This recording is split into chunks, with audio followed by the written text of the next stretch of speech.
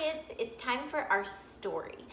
This week, we're talking about a very special type of building. We're talking about houses and homes. And there are many different types of houses and homes. Some people live in houses. Some people, like me, live in an apartment. Some people live in condos. There are other types of buildings that people live in too.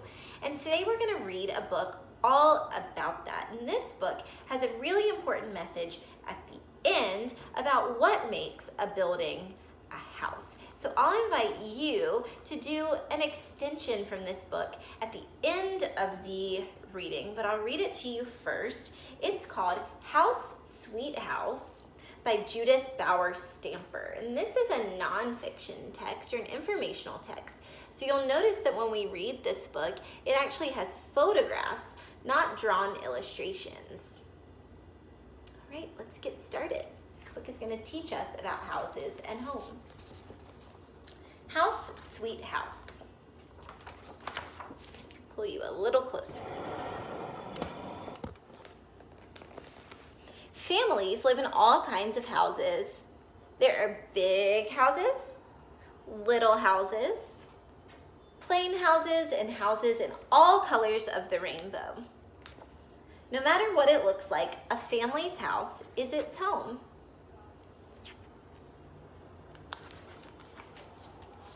Some houses are built for just one family. Other buildings contain homes for many people. In the city, many families may live in one tall apartment building. I've seen some of those around my neighborhood.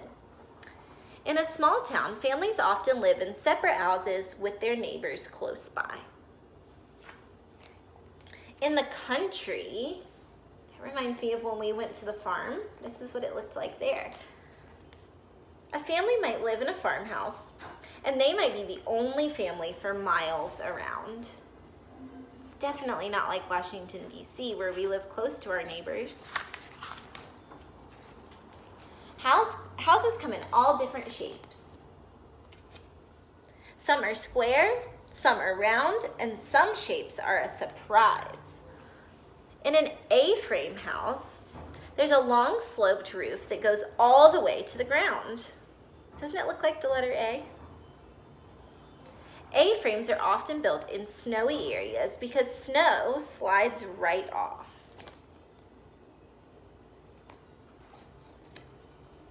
In one part of China, people live in tulus. A tulu is an O-shaped building with apartments circling the center.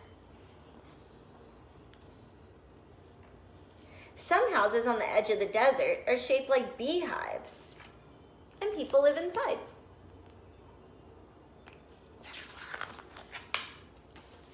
People sometimes build houses out of whatever they can find close at hand.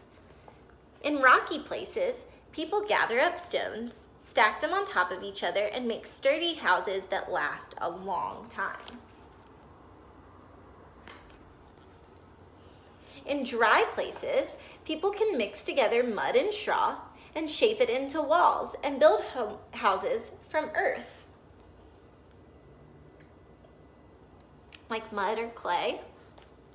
On tropical islands, people turn palm trees into cool, leafy houses that let the breeze blow through.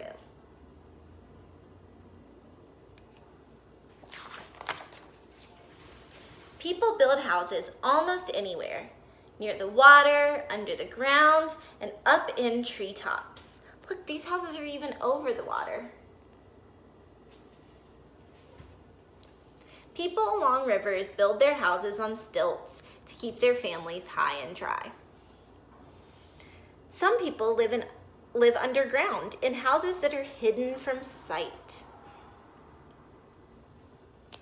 Other people build houses high up in the treetops to stay safe from wild animals. These houses are so different. Most houses stay in one place, but some houses can travel along wherever a family goes. Sheep herders in Mongolia live in houses called yurts, white tents that can be taken down, folded up, and carried to a new place. People who live on houseboats can anchor their home at a dock or travel up and down a river.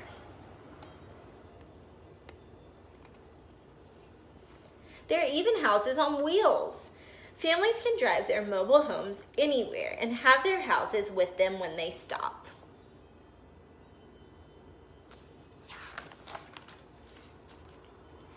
Long ago in America, houses looked very different from the kinds of houses we live in today. Some Native Americans built houses that fit their way of life. Those who traveled the Great Plains lived in teepees that they could move with them when they hunted buffalo. Some Native Americans built dome-shaped dwellings out of thatched grass. And settlers who came to America built log cabins in the woods. They cut down trees, notched the ends of logs, and stacked them up to make warm wooden houses. And some Native Americans did that too. Some houses are famous all over the world because important people live there. The White House in Washington, D.C. is the home of the President of the United States and the First Family. Hey, that's in our city. Buckingham Palace is the London home of the King or Queen of England, and visitors come to watch the changing of the guard. The Forbidden City stands in Beijing, China, and it is now a museum. Long ago, it was the imperial palace of Chinese emperors.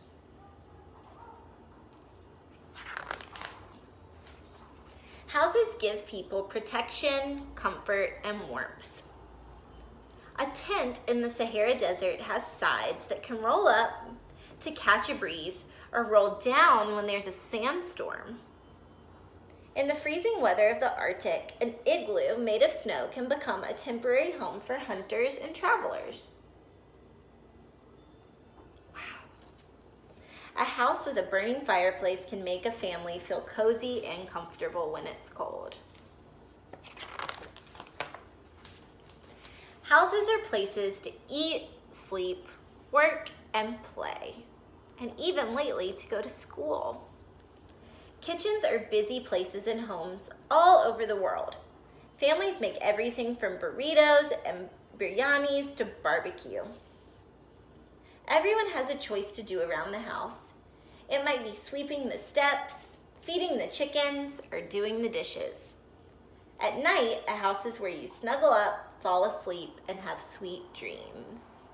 We do a lot of different things in our houses. I hope that you're doing this one and helping your parents out around the house lately. There are all kinds of houses and there are all kinds of families. Families are what make a house a house. What make a house a home, excuse me. Where do you live? What is special about your house?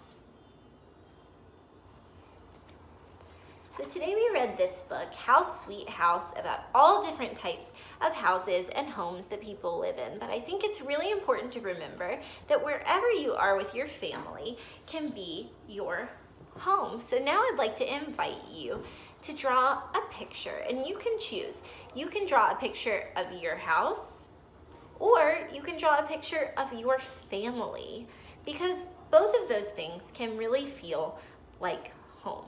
Once you've drawn your picture, if you'd like, you can take a picture and send it to me, or send it to the whole class. We'd love to see. So I drew my house and my family to show you. We're here right now. This is us, my house. Maybe you'll even walk past it around the neighborhood someday. There's me and my family. I even included Nala and Cookie. So if you choose to draw your house or your family or both like me, you can send it to me and I'd love to see it. Thank you for joining me today to read House Sweet House. I hope you have a wonderful rest of the day. I'll see you back again tomorrow. Bye, Rockets.